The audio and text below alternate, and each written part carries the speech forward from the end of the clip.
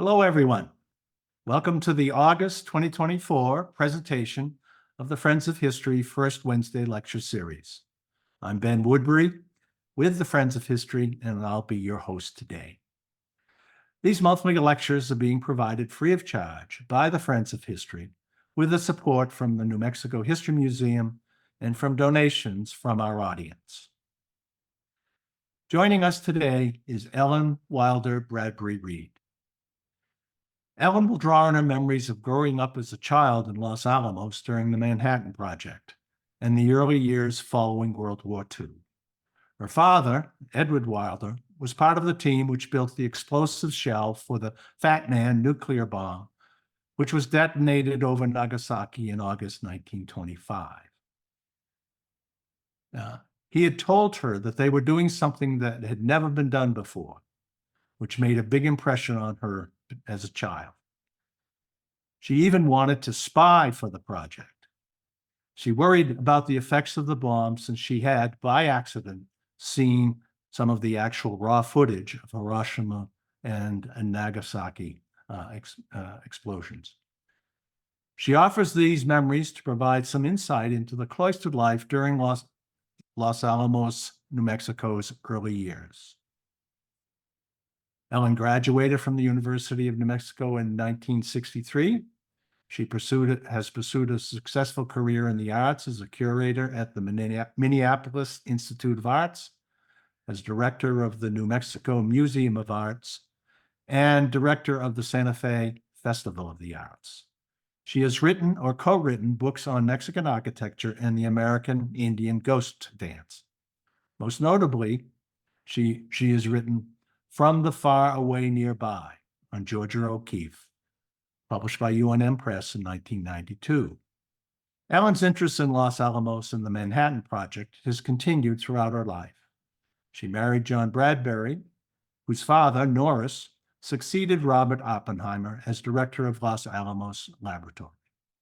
And she is a co-founder and presently manages Recursos de Santa Fe, an educational nonprofit focused on the cultures and environments of the U.S. Southwest, including the history of Los Alamos and the development of the atomic bomb. And now let us welcome Ellen Bradbury-Reid. Well, thank you all for this opportunity to talk about this project, the Manhattan Project, and how it seemed to me as a child, where I was very interested in what they were doing. And because of by luck or marrying the director's son, I had a lot of opportunities to talk to Norris Bradbury, who ran the test, the Trinity test, which I might start with a little bit, because I think it's becoming almost a mythological event, and that some of what's said about it isn't quite true. Anyway, Norris sat on top of the tower all day, the day before the test, July 6th, because he didn't want anybody to go up and change anything, because they were still monkeying around with the fuses. There were a lot of technological things in that to make these shaped explosive lenses. So the Trinity test was really a test to test the explosive detonators.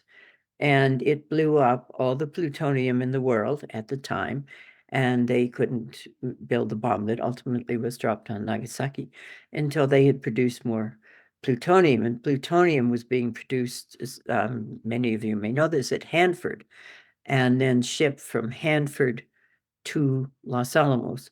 And they had very, very small amounts of plutonium. So when the Trinity test worked, that was it for all the plutonium, and they had to make more plutonium. So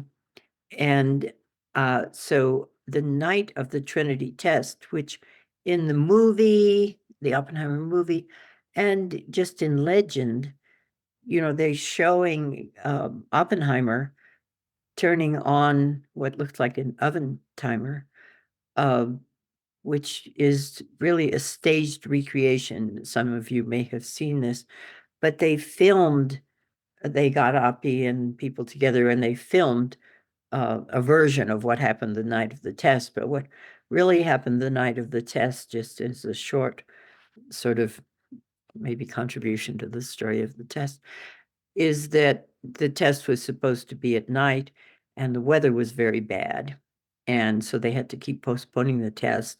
And General Groves was having a conniption. And he finally told the weatherman that if he didn't make the storm stop, he was going to send him to the most remote Aleutian Island and he would never get off, as if this poor man could make the storm stop. But so in the middle of the night, and I heard this from the man, Kenneth Bainbridge, who did it, they decided it was a thunderstorm, it was raining cats and dogs, that they had to climb up the top of the tower, that's 100 feet, and defuse so that if lightning hits the tower, it didn't detonate the bomb accidentally. It isn't a bomb, they just call it a gadget. So Bainbridge told the story that as they hoisted it, and there are films of hoisting what they call the gadget, and it's all taped together. And it's taped because they don't want to solder on live explosive, which is what these shaped explosive lenses were. They hoisted up, and Norris, my father-in-law, got worried that what if it slipped out of the cradle and just fell? So he got mattresses from there were GI barracks. He got the mattresses and stacked these mattresses underneath the tower in case it slipped. And it didn't slip, got all the way up there. And then Norris sat with it all day because he said, somebody's going to have an idea and they're going to come up with a better idea. And I can't, no, it's frozen. You cannot change it now. So he sits up there all day. I don't believe Oppenheimer climbed the tower the day before the test. There's no record of it. And the people who climbed were, they climbed up, talked to Norris and some other guy whose name I've forgotten, sat with Norris. But Norris is in all these pictures because he was sitting there to keep anybody from making any last minute improvements. Anyway, so then they get sent for the test and they are at S10, what we called S10,000, that's 10,000 feet away from the tower and in a bunker, which I think they've sort of destroyed. It used to be able to go in it where they were shielded, pretty much underground. Anyway, and it rains and it rains and it rains. And that night, something that they had never seen before, the spade-footed toad, which is a kind of rare kind of desert toad, came out to mate in the puddles. So here are these men, scared, worried, frightened, and frustrated because it's raining, and there are these toads mating in the puddles, which actually Frank Oppenheimer was very interested in, and different people have come. They probably blew up all the spade-footed toads around, but they're still there. Anyway, so it rains, and Oppie's nervous, and Groves is having a fit. And finally, they say to Bainbridge, you have to climb up there. It's a little past midnight, and just take the fuses so that if it's hit by lightning, it doesn't detonate. So Bainbridge climbs up, he tells his story in the rain, and he does this, and he climbs back down. And he thinks, oh gosh, I'm just going to have to climb up again. So I might as well lay down on these mattresses that they've piled underneath the gadget to take a nap. So he lays down, he takes it, and he goes to sleep. And it begins to rain again. And he dreams that it's General Groves sprinkling him with a hose. And he said to me, I was just so relieved. I was just asleep under the world's first atomic gadget. It wasn't General Groves. Wow, what a relief. And Bainbridge is the one who, after it works, says, oh, well, now we're all sons of bitches. Anyway, finally, Bainbridge climbs back up and resets the fusing. And just before dawn, now I don't know if this is true, but I've heard this, that they're using a dawn to dusk, no, dusk to dawn, must have been channel, that is also used by Voice of America to send the transmissions, the radio transmissions. And so it comes on a little early and it's playing Tchaikovsky's dance, The Sugar Plum Fairies. And they have to get this because it's all set to, take the photographs before it's light. They need the dark background. And so they do the countdown over the dance of the Sugar Plum Fairies. And as we know, it worked. So anyway, so we kind of know who was and wasn't up on the tower. And I say that because I just saw some T-shirts that show Oppenheimer up on the tower, but I don't think he climbed the tower the day before the test, when Norris sat up there all day. So anyway, just to, add a little bit to the historical record. And to say a little bit about that, which has really become and is a mythological event. And I think when Kai Bird and Marty Sherwin's book, American Prometheus, that the story of Prometheus is an apt comparison to what they did. Prometheus gave the world fire, and did they give the world nuclear weapons? Yeah, maybe, yes, they sort of did, and knowing pretty full well, not exactly, of course, but the consequences of this. They were not innocent or silly about this.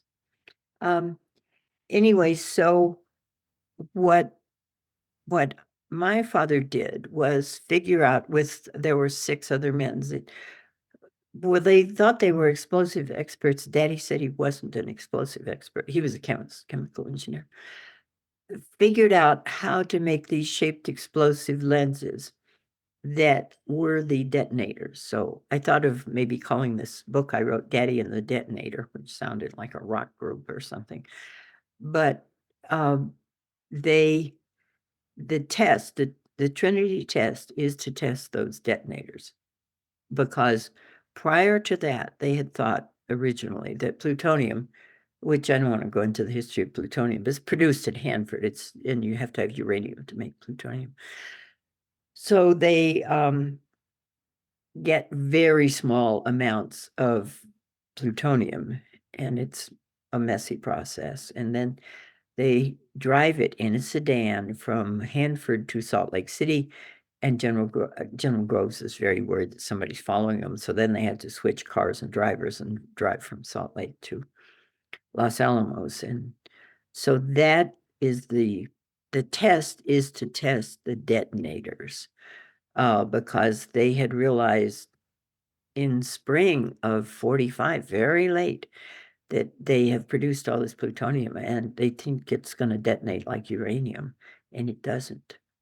So anyway, where my story, I guess, starts is that my parents lived in a comfortable house. My mother had a maid, and I had a nanny, and we were living a nice southern life. And suddenly Daddy disappears, and he went to Oak Ridge, and then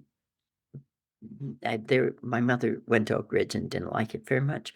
And we sort of did never really move. And then almost immediately, when they figure out they can't detonate the plutonium, Norris Bradbury is sent by Oppenheimer to scour the country for men who knew about high explosives.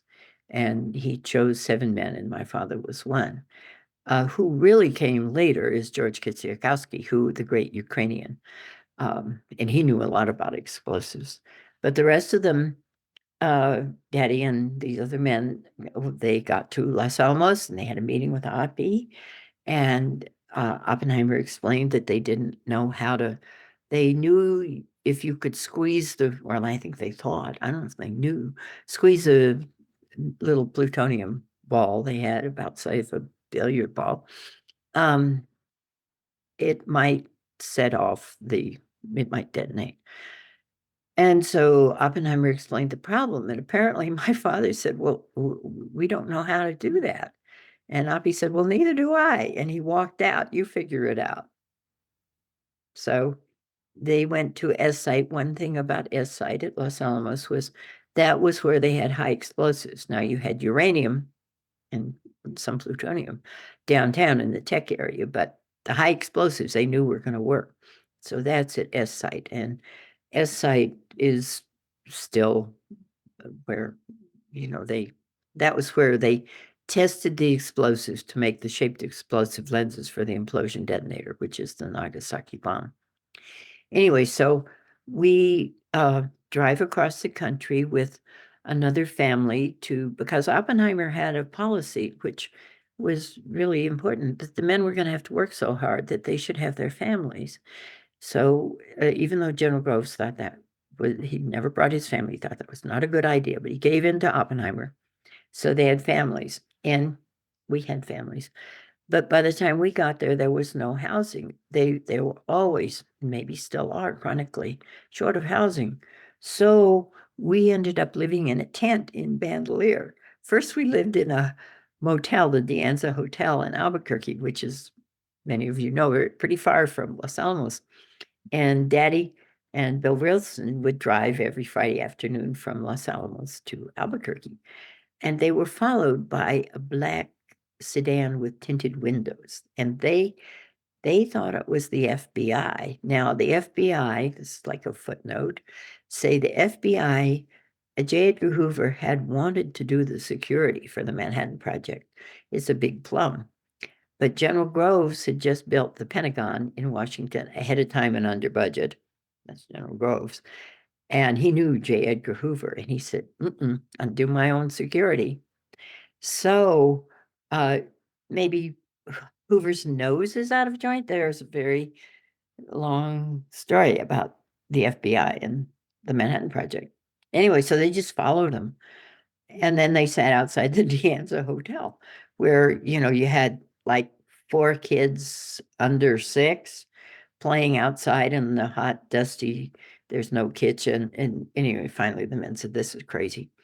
And they bought these big old army tents, and we moved into the campground in Bandelier National Monument in Frijoles. Now it's changed now since there was a flood, but we were right by the creek. There was no one else in the campground. There had been there still were guest houses that Miss Fry ran, and Dorothy McKibben, who was in charge of housing, had found them. And then I don't know why they said nobody could live in those houses. Maybe it was too close to S site. Because they knew S site that, the conventional explosives would work. Anyway, so we lived there for 5 months. Just imagine. So my mother, who had a maid and a cook, suddenly she's cooking on a campfire. And as kids, it's great. We were right by the creek. We could run around. There was one ranger, the poor ranger. I had a lot of questions for him. And we loved it as kids. I didn't know that my mother loved it, but for the men, for Daddy and Bill Wilson, they could just drive. It's very close to S site. So we lived there. And finally, after the Japanese surrender, we got a house at Los Alamos. But for me, it was, gosh, we had lived in a house, and this is really neat. You can live in a tent, and there's skunks, and we can climb in the Indian ruins. I pushed my brother in a kiva once. It was not too far. It didn't hurt him, but now I went back to the camp, and my mother said, where's your brother? Well, I don't know. Well, he was sitting at the bottom of the kiva, but anyway, he survived. And so from a kid's point of view, it was very much fun. At one point, though, well, we could just wade in the creek and pick up fish. We couldn't understand, why would anyone use a fishing pole? It seemed like way too much trouble if you just waded into the creek and picked the fish up. I think there were a lot of fish because the park had been closed. I don't know. That was what we did. So one day we decided to throw rocks at the fish, and my brother, or maybe it was Billy Wilson, hit my thumb with a rock. And Daddy decided it was a Sunday to take me up to the hospital at Los Alamos. So we went up and got to the back gate, and there's a very young MP. He's, probably 18 or 19. And I don't have a security clearance, so he won't let me in. So I can remember this because my father got really mad at him. And finally, the guy said, okay, just, go on. And I said to Daddy, well, why wouldn't he let me in? And Daddy said, well, we're doing something secret, and we need to keep it secret, and we don't want anybody to find out about it and tell. And I thought, I'm going to find out, and I'm going to tell, because I don't think that was very nice to keep a kid out. And so we got up to Los Alamos was quite small, and there were fences, and then sometimes fences within fences. And I thought, well, the secret has to be inside the fence. I was pretty sure. And the only thing that looked like it might be a good secret to me was how many ducks were on the pond. There were 11 ducks. And I thought, okay, I I will tell. That's it, 11 ducks.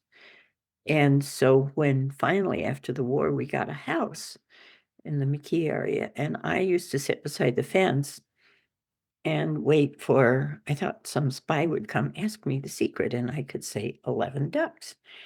And I wanted to do this because then I was going to be 6, and at 6 you got a security clearance at Los Alamos. And I wanted to live with my family. So I had to tell a secret. And no one ever asked me, and I got really tired of sitting by the fence. So I took my little brother, Marshall, and I tried to push him into a culvert to go under the fence. There were culverts under the fence, and find whoever was the spy or some spies. And I would say 11 ducks. Well, he got stuck in the culvert because I pushed him in.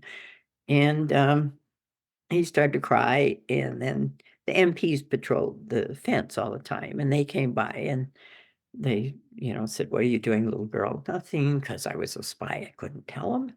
And they couldn't get him out. And my mother came, and we couldn't get in there. My father came with a, "Oh no, this is really bad. This is way too dangerous. Business of spying, if your mother and the MPs and your father." I just acted like I didn't know how he got in the culvert, and he never told on me, but I had to abandon espionage as a career choice. I thought this is way too risky. But I did get a security clearance, and I got a pass when I was 6. And so did all the other kids. And that was, I mean, you think about how strange it was. And that also at Los Alamos, there were no telephones, and they took everybody's camera. Everybody, most people anyway, I guess, had brownie cameras. So there aren't very many pictures of what life was like. Now, obviously, we now know that some people had cameras, and particularly at S-Site, where they were working on these shaped explosive lenses, um, somebody had a camera, and the picture on the cover of the little book that I've written, Coming of Age in Oppenheimer's Secret City, is a picture of Daddy and the other 7 men after they had put the component parts inside the casing for what is the Nagasaki bomb.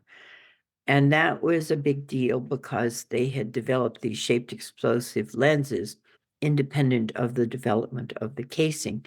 And the casing of the Nagasaki bomb, that I'm sure you all probably know, the Hiroshima bomb is shaped more like a regular bomb.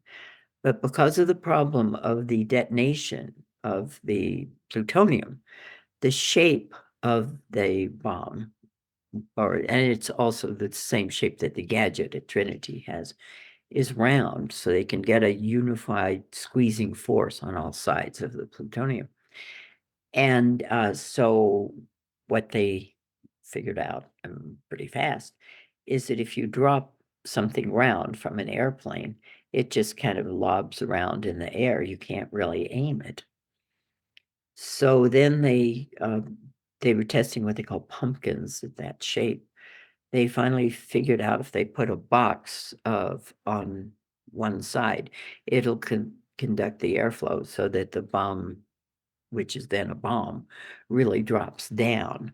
So that's the shape, and maybe we can stick in a picture of that shape, because it's the shape of what they call the gadget at Trinity of this casing. So what they did in this picture that they took of Daddy was they got the casing, and they had really the shaped explosive lenses, and they hoped to hell that the casing fit because they'd been developed independently. It did fit. And so then they took pictures of themselves clowning around on that's the bomb, armed.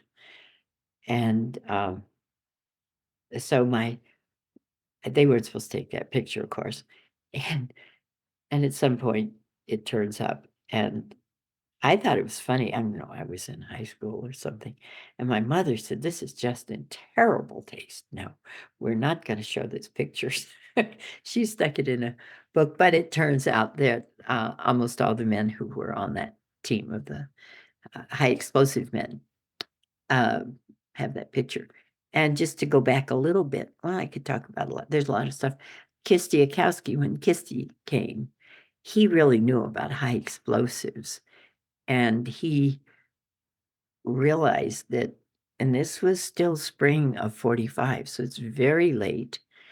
And after a lot of it after the German surrender, that they didn't, what they're doing is a whole new thing.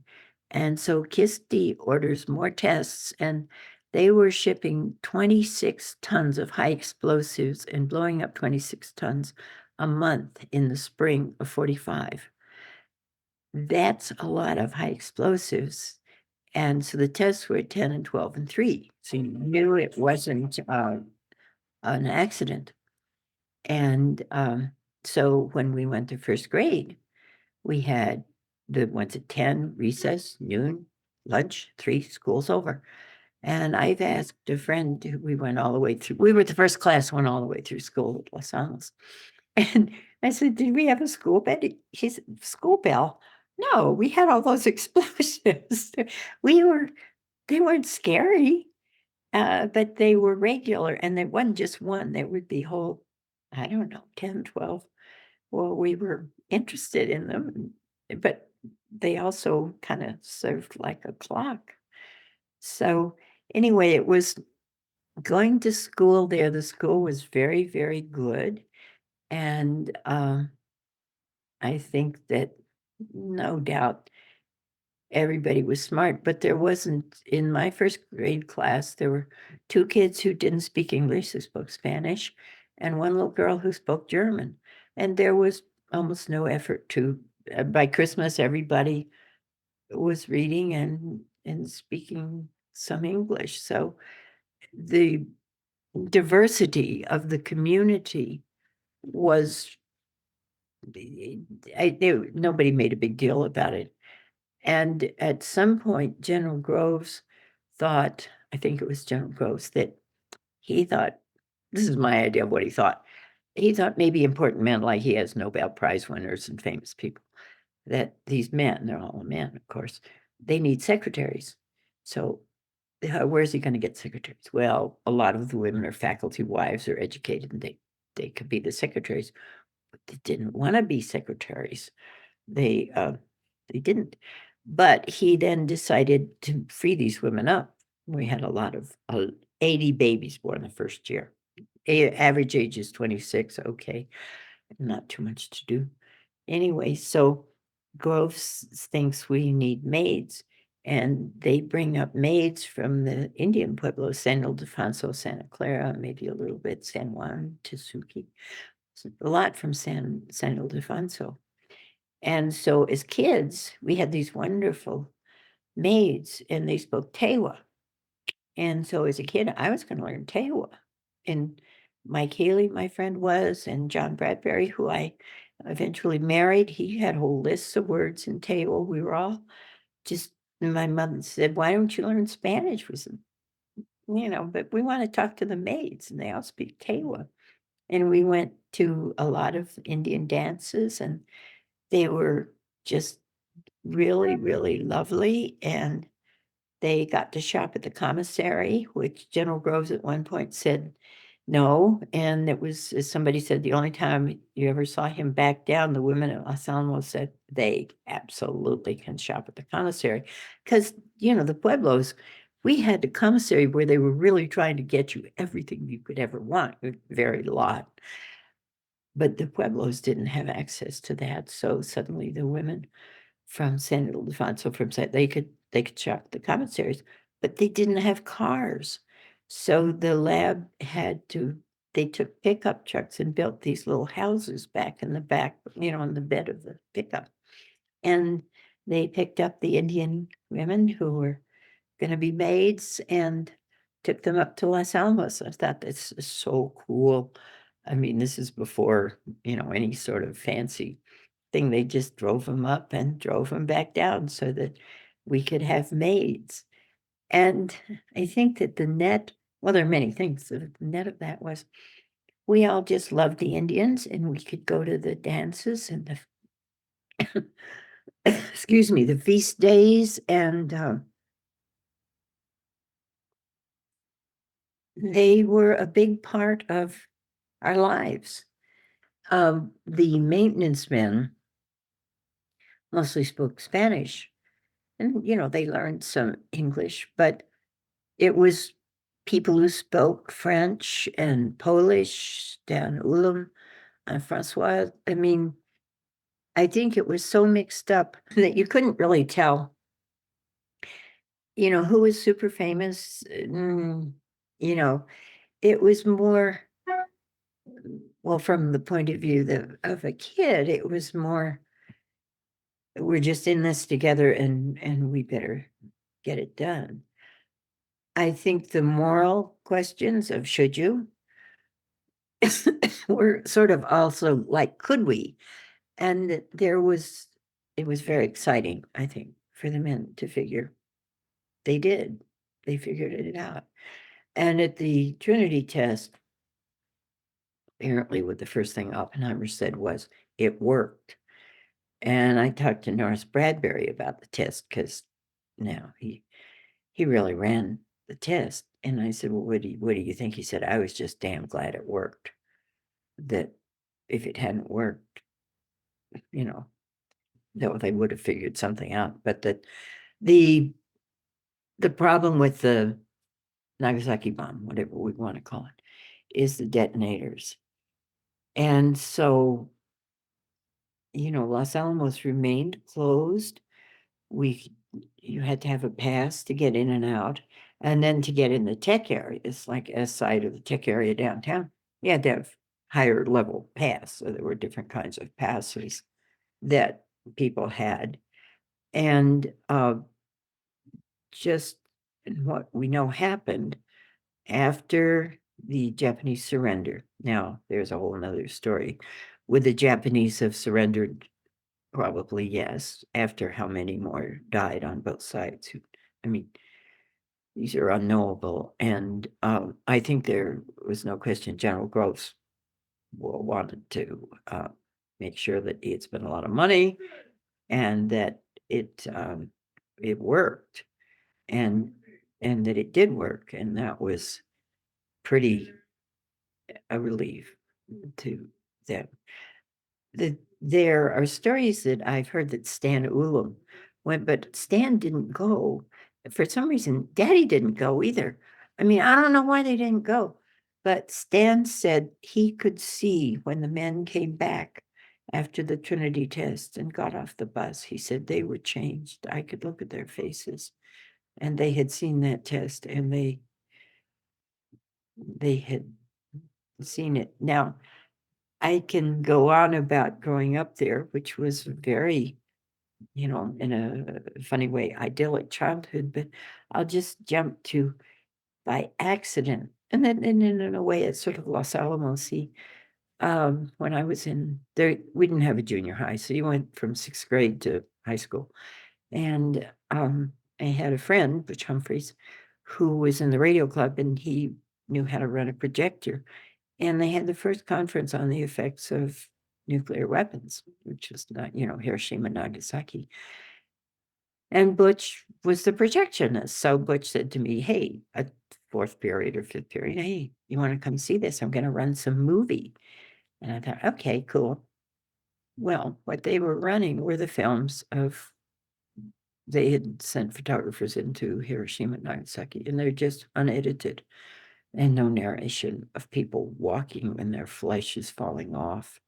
And they have these kimono birds and reverse flowers. And it was horrible. And Butch and I were like, ah. So I got the idea that maybe these men who were the fathers of my friends didn't know what had happened when they dropped the bombs. And so I went around and I talked to, you could, if you were inside, you were inside, you could talk to people. Not everybody wanted to talk to me, but I was just worried about, did you know what was going to happen? What do you think? It was bad. Anyway, people kept saying, well, why don't you talk to Oppie when and so after Oppie had cancer and he had lost his clearance, but he came back, he couldn't go behind the fence, which is shocking for a man who invented the place. Anyway, so the Bradburys were having a party for him, and he came up into the main living room where the men were mostly standing outside, which they did all the time. And so he was standing there, and somebody said, here, right, passing deviled eggs or chicken wings or some order.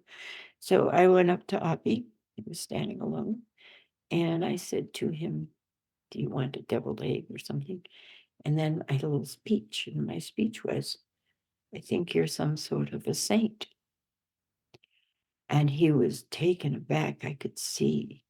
And he said, well, why would you ever say that to me?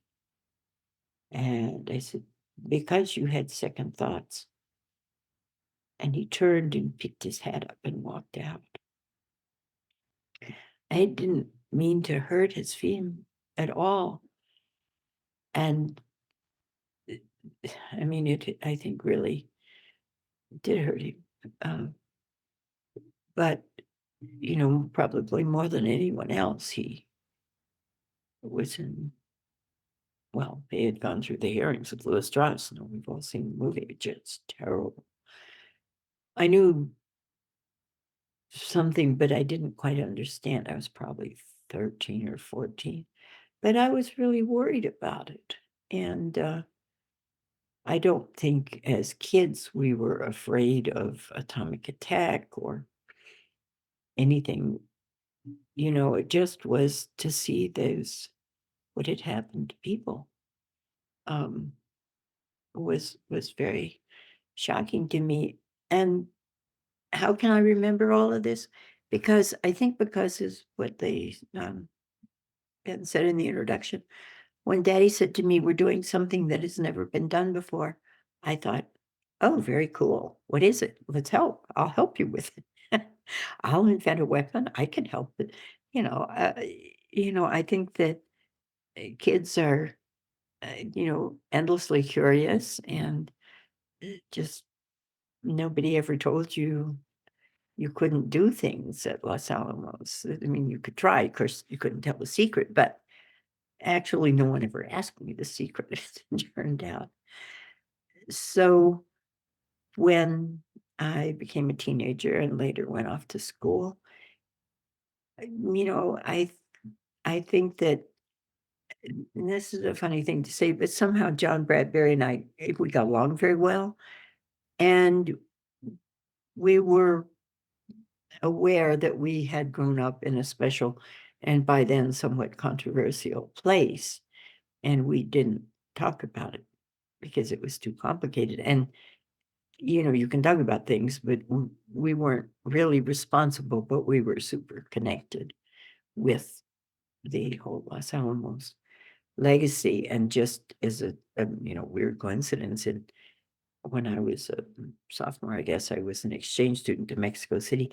I ended up staying with the family, the Fernandezes, who were Trotskyites, and they had paid for Trotsky to come from Norway, I think, after Stalin had killed all his children and many of his grandchildren. And they had their grandson, Steva, and they didn't have any money. So the Fernandezes supported the Trotskys. This is Trotsky's grandson, and they had a house in Coyoacan, and Trotsky had a great big fancy armored car that somebody had given him, and this car got terrible gas mileage, and they were always running out of gas. So the Fernandezes, when Steva, they would run out of gas, they would call, and the Fernandezes would send their chauffeur to get some gas from the Trotskys so they could go back. I thought, this is kind of funny, you know, this is the Trotsky. So at some point I wrote Mother and Daddy a postcard that, you know, we're going out to the Trotskys again and blah, blah, blah. And Daddy writes, he says, you're going to write this stuff. You know, I work at Los Alamos. Maybe you should use an envelope, not a postcard. Because just thought it's really pretty. But I knew who Trotsky was. And this was, you know, long after he'd been assassinated. But I think as a heritage, it's it was an unusual time, and that I think we all knew it. And my friend Mike Haley, who we were friends as kids and sort of stayed friends. And I used to talk to Mike and I said, don't you want to write down what you remember? And he said, well, I didn't practice, but I practiced remembering. I thought, I am going to remember a lot of this because it's being inside a moment in history that it did change the world. Thank you, Ellen, for sharing your insights on growing up in Los Alamos, a really unique perspective for us all, and the impact on all that you saw and learned, and the people you met, which have, you know, I'm sure impacted on you throughout your life. I have a couple of questions. Throughout your memoir, there is an underlying contrast between the natural innocence of your upbringing and the undercurrent of the reality of the work being done on the Mesa.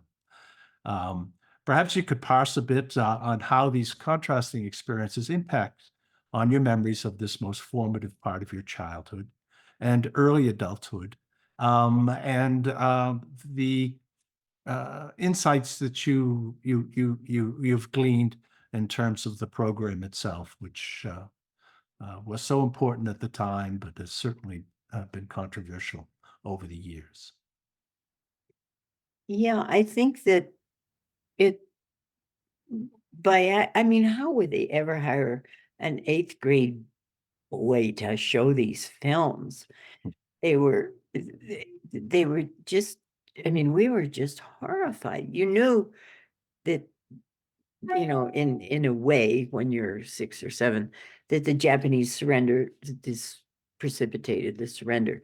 But the mechanics of that surrender and the, you know, the whole thing of how could the questions that have arisen lately, how could anybody have hidden the amount of money that that project cost? And I think the answer is General Groves just put it through as Army expenditures. I don't, you know, but that's Oak Ridge, Hanford, and then everybody else. But I think that the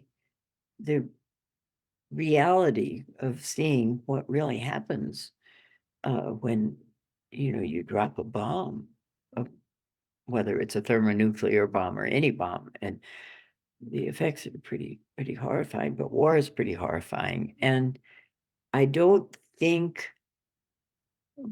we really talked about it until maybe, you know, as it gets into the 60s and all. And at that point, because Norris, you know, Norris was a really interesting guy and interested in a lot of things. He was interested in archaeology, and they had 3 boys. And so when I married John, and then we had a boy, that was very lucky. Good, you know, you get to carry the name on or something.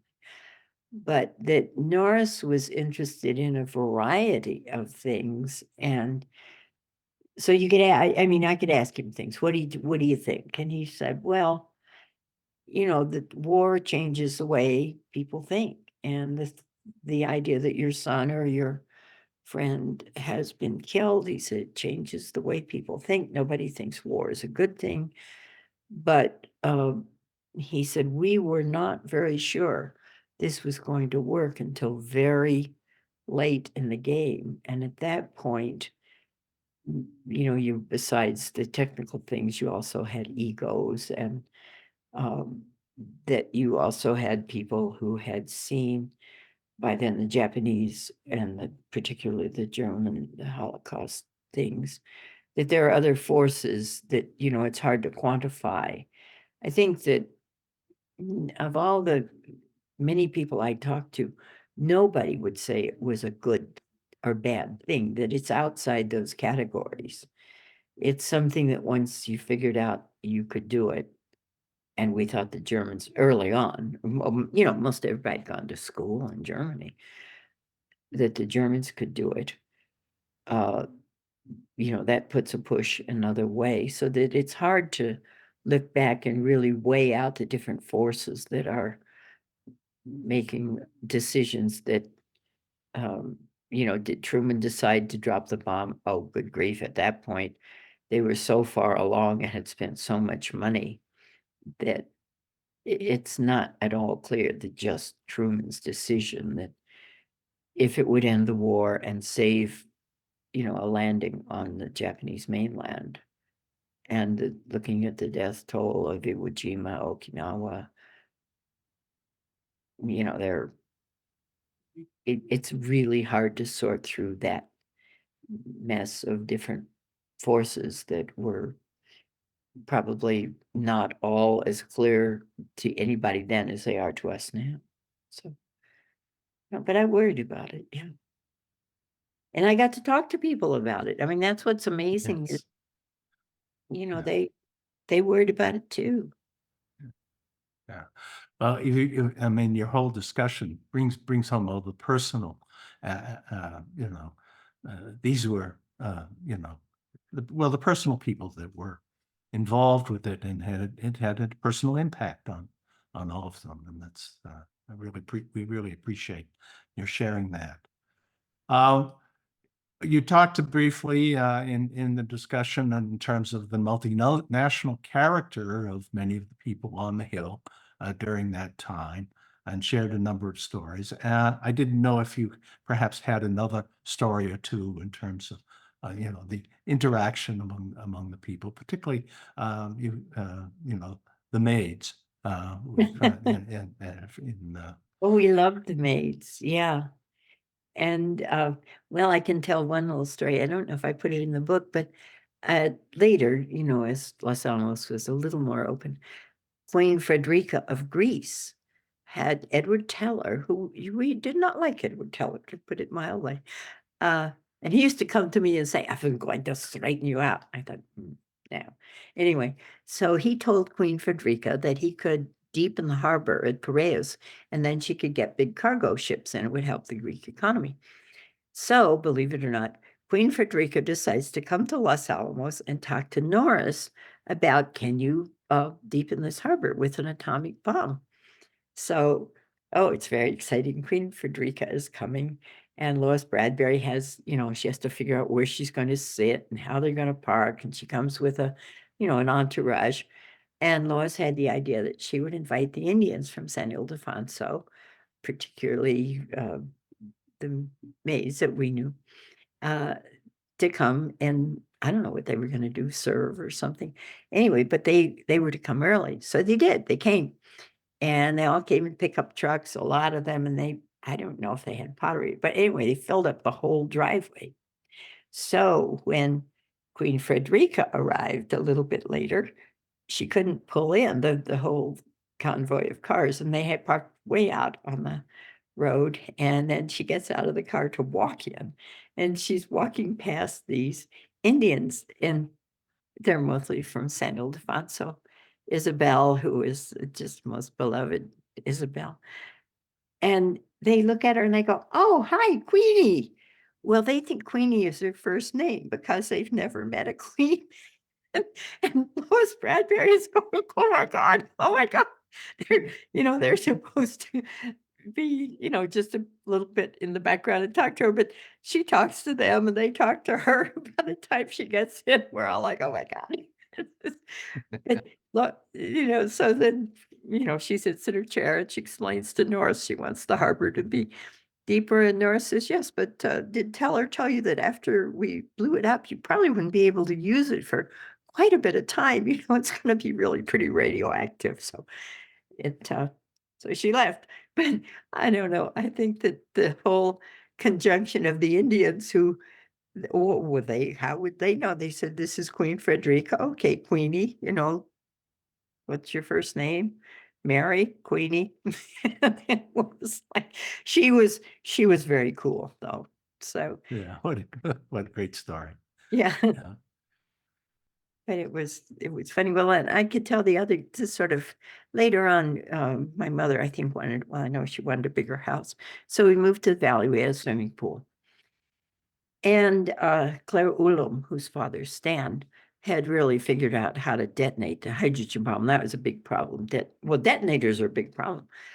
So Stan figured out you can detonate a hydrogen bomb with an atomic bomb. A little more complicated than that. Anyway, and Stan is Polish and his wife Francois is French. And anyway, Stan comes back. He's been in Paris, and Brigitte Bardot is in the news, and she is wearing a bathing suit called a bikini. Well, Stan thinks this is very funny because he had figured out the detonator for the, not even a bomb, that blew up the Bikini Islands or blew it away, and that this bathing suit is like blown away by the bomb. And so Stan buys a bikini and he brings it and gives it to Claire, who's 13 and I'm 14.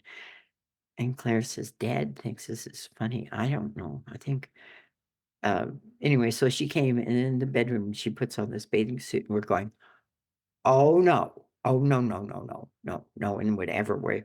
Well, we were not Brigitte Bardot, that's for sure, but we were just appalled.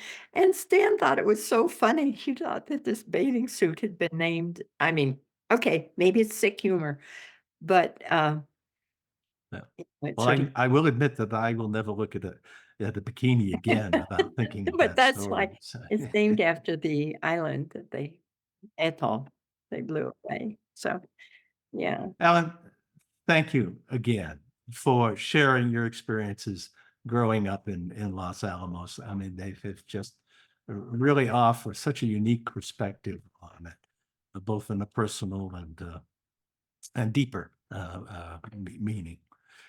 Uh, uh, so, and for our audience, should you have any additional questions, feel free to use the chat in the window below, and we will give an effort to provide you with an answer. Copies of Ellen's book, A Nuclear Family, Coming of Age in Oppenheimer's Secret City, was published in 2023. She co-authored it with her brother, E. Marshall Wilder, and the book is available at the New Mexico History Museum Spiegelberg shop, on Amazon, or through your favorite bookstore, bookshop.org.